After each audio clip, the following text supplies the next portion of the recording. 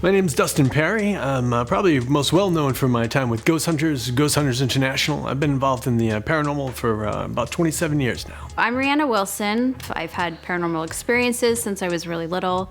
It wasn't until I got older that I realized that not everybody sees the other side or sees spirits or weird things that happen. So for me, that didn't make me scared, it just made me more intrigued. My first experience with the paranormal started when I was a kid, just around 9 years old, seeing what we would currently classify as a shadow figure. It was about 6 feet tall and standing in the doorway of my childhood bedroom. All the lights were on behind it, and it was just standing there and just scared me to death, but it really just kind of planted that seed in my head, and I wanted to know more about these things and why they were there. When Ty called me to come and help tonight, I was really super excited. I've never been to Belvoir before, and it's kind of fun for me to be in front of the camera instead of behind the camera, because typically I'm behind the camera and I enjoy that. I like to sit back and kind of assess the situation, but now I kind of get to dive in and get my hands dirty. You know, it's funny when you come driving down the road and you see the whole winery campus. It's just breathtaking and awe-inspiring. Like, they don't make places like this anymore, you know? Being here, this place is beautiful. It's been updated and gorgeous, and knowing that there's activity here just makes it even more fun. So I'm just so happy to be here and just soak it all up. I've always been kind of intrigued with the Oddfellows. The name itself is intriguing. That's what you would call your special super secret group.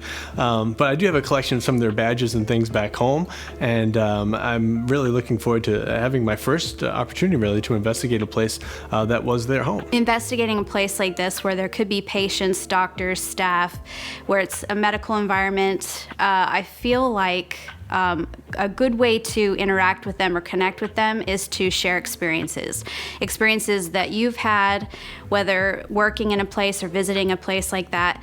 Just kind of get that common ground. If you talk to them like they're people, like they are, and treat them like you would someone else, even if they were alive, it kind of helps put you in the right mindset. One of the techniques that I like to use when trying to communicate with spirits is creating a nice, welcoming environment for them to come into. And I think one of the things that works really well for me is the implementation of music. You know, sometimes you hear a song and it's meaningful for that moment and for that part of your life, and you don't hear it for a while. And then 20, 30 years later, you hear that song and it just teleports you right back to that moment in time.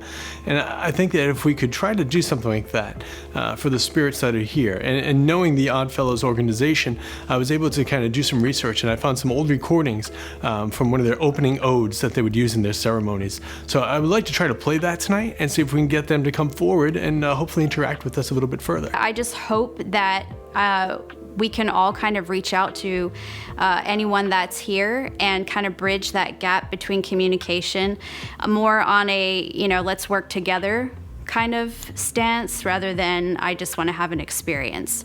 Because I think if you can start to kind of create a relationship with them, beautiful things can happen.